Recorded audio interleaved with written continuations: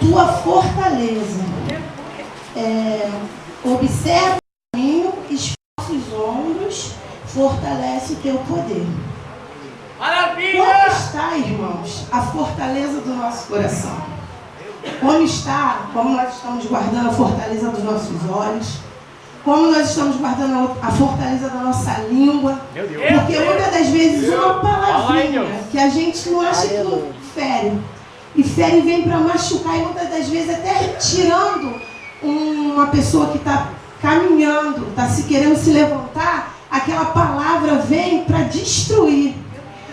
Como que está, irmãos, a fortaleza da nossa mente? Porque muitas das vezes quando a gente pensar, a gente já está pecando. E muitas das vezes a gente fala assim, Senhor, eu estou orando, estou buscando, estou vendo, Senhor, mover. Mas como que está o nosso coração, a fortaleza do nosso coração?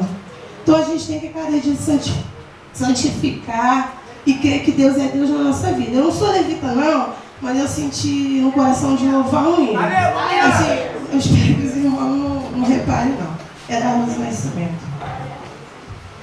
Um dia lá do céu Deus te olhou e disse nesse aí, ninguém toca